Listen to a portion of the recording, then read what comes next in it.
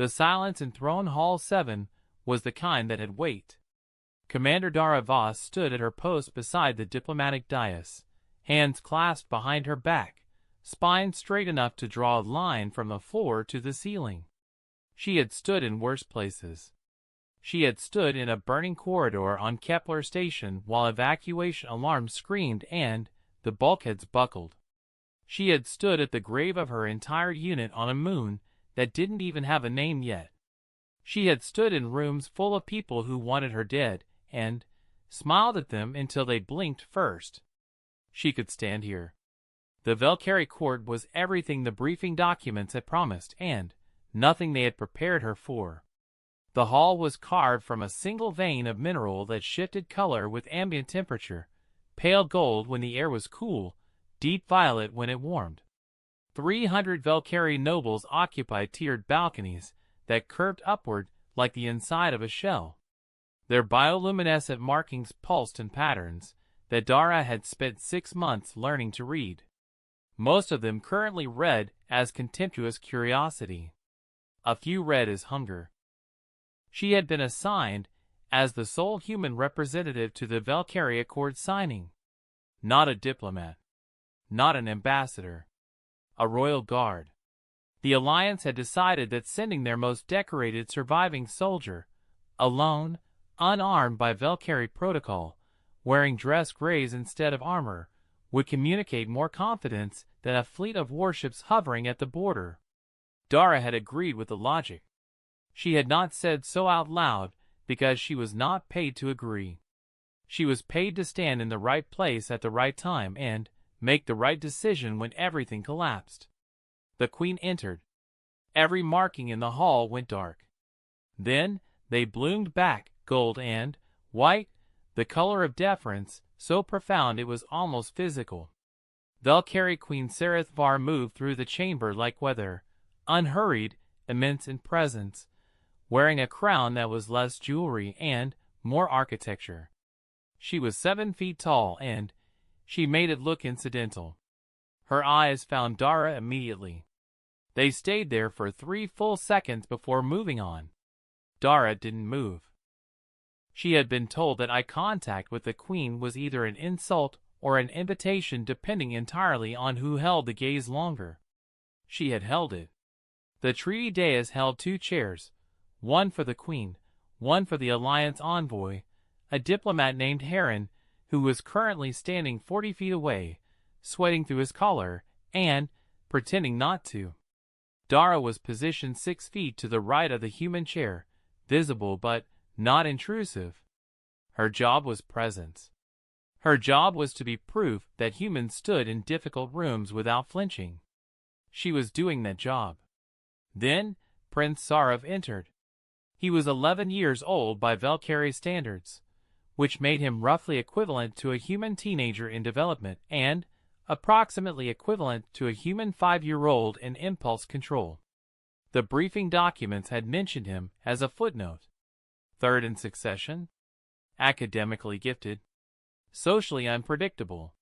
He walked the way children of power sometimes walked, like the floor existed specifically to hold him up and everything else was optional. His markings were bright and sharp, the Valkyrie equivalent of showing teeth. He bypassed the noble tiers entirely, descended to the main floor, and crossed directly toward the diplomatic dais. No one stopped him. He stopped 4 feet from Dara. She didn't look at him. A royal guard didn't track threats that weren't threats. She kept her eyes on the middle distance, on the train, nothing that communicated total awareness without inviting engagement. He said something. Her translator chip rendered it in a half-second flat. The Valkyrie word he used was Old Court language, a term that had been removed from formal diplomatic dictionaries specifically because of what it meant. It referred to something brought in from outside that didn't belong and would need to be removed when its use was finished. It was the word you used for tools you intended to discard. It was the word you used for things that weren't people. The hall went very quiet. Dara had been insulted before. She had been insulted by admirals and warlords and heads of state. She had been called things in 12 languages that didn't have polite translations. She understood that this was different. This wasn't an insult to her. It was an insult to the Alliance, delivered in the Queen's own throne room, on the day of the Accord signing, by the Queen's own son. She didn't move. The prince's markings flared brighter. He was waiting for a reaction. He wanted one. Dara had met children like this before, on human stations, in overcrowded schools, in places where small people tested the edges of everything because no one had taught them what edges were made of. She looked at him then. Not in challenge. Not in anger. She looked at him the way she had looked at the burning corridor on Kepler Station. The way she had looked at every hard thing she had ever been required to walk through. She looked at him like he was a door she was about to open. Then she turned away. The silence that followed Dara's turn was different from the silence that had preceded it.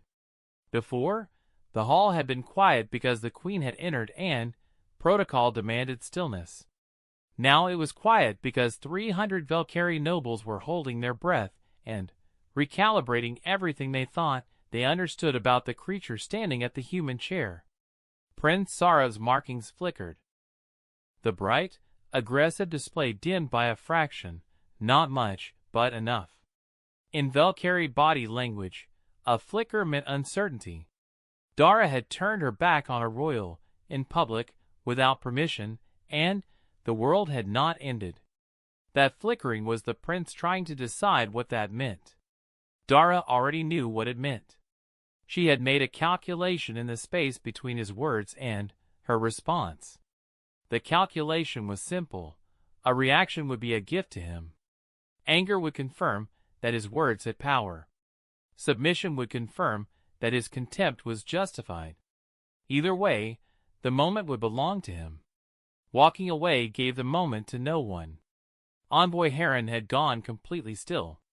Dara could see him in her peripheral vision, gray-faced, hands clasped at his waist, the posture of a man praying that the ground would not open beneath him. He understood what the prince had said. His chip had translated it too. He was waiting to see if this was the moment the accord died before it was signed. It wasn't. Queen Sereth Bar had not moved from her position at the dais. She had watched her son cross the floor, heard the word he used, watched the human's response, and done nothing visible. But her markings had shifted. Dara had been studying Valkyrie bioluminescent communication for 6 months. What she saw on the Queen's arms, throat, and brow was not the gold white of ceremony. It was a deep amber that pulsed twice, slowly, like a heartbeat. Dara had seen that pattern once before, in a cultural archive video so old the translation was tagged as uncertain. The archivist's note had said, possibly parental displeasure, possibly acknowledgement, context unclear. The context was a little clearer now. The prince had not been escorted out. He had not been publicly corrected. No one in the court had spoken. That restraint was itself a language, and Dara was reading it. The Valkyrie did not discipline royals publicly. To do so would suggest the royal required correction, which would imply weakness in the bloodline. But silence was not permission. Silence, in this context, was a ledger entry. The debt would be collected elsewhere, in a conversation Dara would never be present for, in a tone she would never hear. What mattered now was what happened next. The signing was scheduled in 40 minutes. 32 provisions, 2 centuries of tentative Alliance Valkyrie contact, and a border agreement that would open 3 transit corridors through Valkyrie space. The prince's words had not legally altered any of that. But diplomacy was not law. Diplomacy was the feeling in a room, and the feeling in this room had just been tested. Dara walked to the small refreshment alcove designated for the human delegation. There was water, imported from Alliance space as a courtesy gesture. She poured a glass, drank half, and set the rest down. She was not thirsty.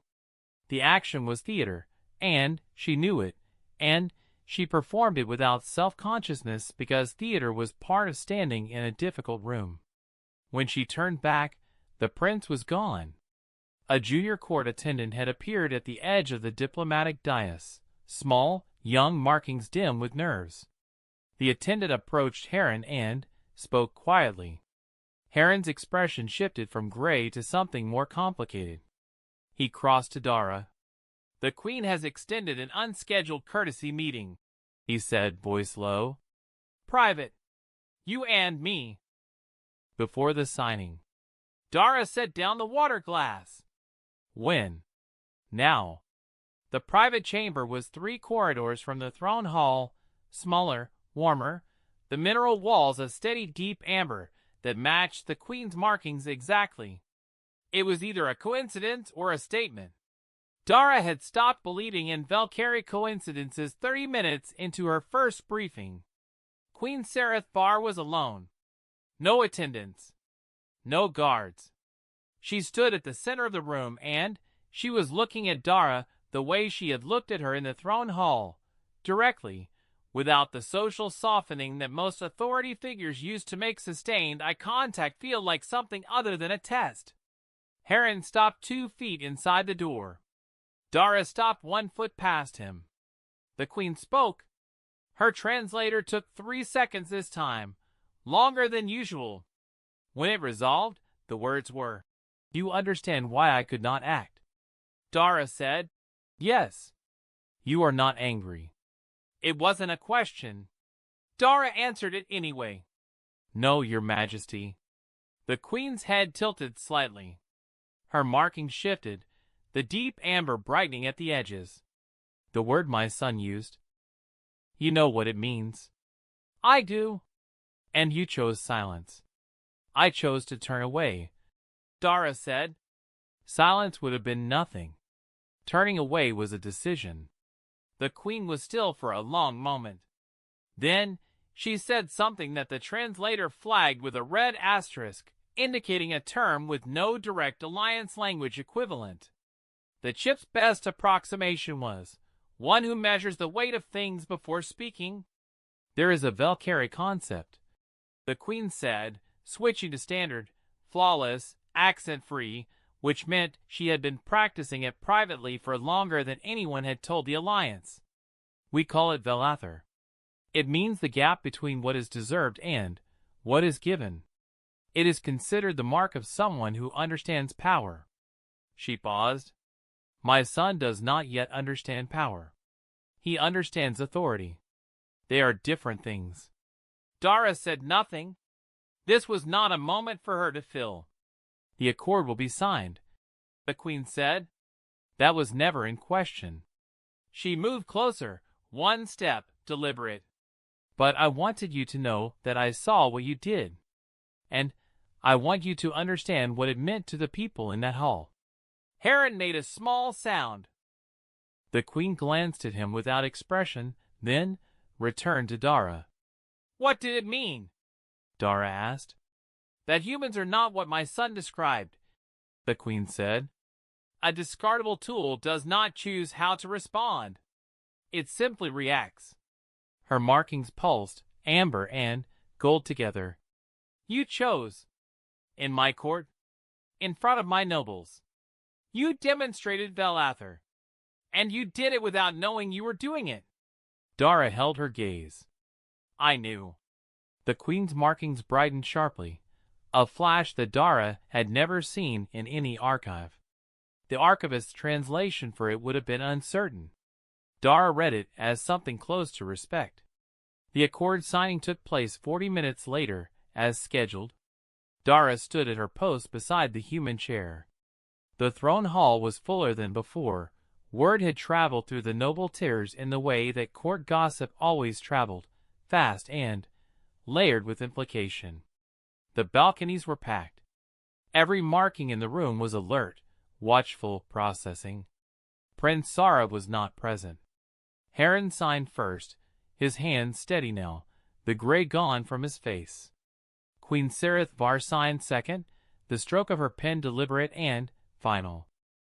The mineral wall shifted from violet to gold as the ambient temperature in the room rose from 300 bodies breathing together. It was done. Heron exhaled. The nobles in the balconies lit up in patterns Dara recognized as ceremonial acknowledgement, formalized celebration, structured and careful, the Valkyrie version of applause. She kept her eyes forward, hands behind her back. Then, a junior attendant appeared at the edge of the dais. Young, small, markings still dim with nerves. The same attendant from before. This time the attendant came to Dara. The message was single sentence, delivered in careful standard. His Highness Prince Sarav requests a brief audience with the human commander at her earliest convenience. Heron shot her a look. Dara didn't return it. "Tell His Highness I'll come to him," she said. The room the prince occupied was nothing like the queen's private chamber. It was a study room, small, cluttered with learning materials, the walls a low blue that the cultural files listed as the color Valkyrie children were surrounded by when they were being taught. It smelled like the chemical equivalent of chalk. The prince was seated. His markings were dim and irregular, the bioluminescent equivalent of someone who had been crying and was not going to admit it. He looked at her when she entered. He did not look away. That took something. Dara acknowledged it internally. He spoke.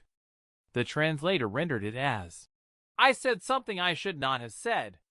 "Yes," Dara said. "My mother." He stopped. Started again. "I did not know you would understand the word." "I did." His markings flickered. "You turned away from me." "I did." Silence. He was working through something. She could see it in the small, rapid pulses along his throat, the Valkyrie equivalent of someone thinking hard and fast and not liking the conclusions. "Was it because you were not allowed to respond?" he asked. "Because of your position?" Dara considered the question seriously. It deserved serious treatment. "No," she said. "I was not forbidden. I chose." "Why?" She sat down, not in a chair, on the edge of a low learning table, deliberately reducing the height difference between them. He watched her do it. He understood the gesture. His markings shifted slightly. "Because what you called me would only have power if I gave it power," she said. "A word is a stone. You can throw it at someone, but it only hurts if they hold it." He processed this. "You did not hold it." "No, but you did not ignore it either. You turned away. That was—" He paused. "The nobles spoke about it. They are still speaking about it. I know." He was quiet for a long moment. Then, "I learned the word from an older student. He said it was how Valkyrie described creatures that were permitted in court but not truly present. He said humans were, you don't have to explain," Dara said. "I want to." She led him. "He said humans were useful but lesser. That the Alliance needed us more than we needed them. That it was important for the younger royals to understand hierarchy." The prince's markings had gone very dim now. "I believed him because he was older, and I did not want to be wrong." Dara recognized this. She had been 11 once. She had believed older people who were wrong because she did not want to be the kind of person who asked questions. "The word you used," she said, "was meant to make you feel like you understood something. But understanding isn't about knowing which words diminish others. It's about knowing when to speak and when to be quiet and what the difference costs you." The prince looked at her hands, then at her face. "You are not what I expected." "What did you expect?" "Someone who would either be angry or not care." "I am neither." He was quiet again. Then, slowly, his markings shifted, still dim, still irregular, but warming slightly toward the amber she now associated with sincerity. He said something the translator flagged with a green asterisk for high accuracy render. "I extend acknowledgement for harm given without cause." It was, the chip noted, the formal Valkyrie phrase for apology between unequal parties. Specifically, the version used when the party with greater authority acknowledges wrong done to someone with less. It was not a phrase a child used lightly. It was not a phrase most adults used at all. Dara stood. She looked at him steadily, the way she had looked at him in the throne hall, not in challenge, not in anger. She gave him a single nod, the kind that didn't minimize what had happened, the kind that accepted the acknowledgement without erasing the weight of it. "What you did just now," she said quietly, "took more courage than any title gives you." She was halfway down the corridor when she heard footsteps behind her. Light, quick, the gait of someone young enough that their feet still made sound by accident. She did not stop walking. The queen had told her she understood power. What she had not said was that power sometimes looked like a young prince in a chalk-smelling room, choosing for the first time to account for the weight of his own words. Power sometimes looked like the person he had wronged choosing to receive that accounting without theater, without punishment, without making the moment about herself. The footsteps slowed, stopped. She did not look back. She walked out of the corridor and into the light of the mineral hallway, where the walls had shifted from violet to gold, and stayed there, holding the warmth of 300 beings who had just signed a future neither species had been certain was possible. Behind her, in a small room that smelled like chalk, a prince was sitting alone with the weight of a word he could not unthrow and the beginning of an understanding that no older student had given him. She had not given it to him either. He had found it himself. That was the only way it ever lasted. The hall was full and gold and loud with the kind of quiet that follows something real. Dara Voss walked through it without slowing, hands behind her back, spine straight enough to draw a line from the floor to the ceiling, carrying nothing that did not belong to her. Outside, beyond the hall, beyond the treaty, beyond the border corridors that would open and the trade routes that would follow and the long, complicated future that two species were now committed to building together, the galaxy continued its business, vast and indifferent and full of rooms that needed someone to stand in them without flinching. She was very good at that. She had always been very good at that.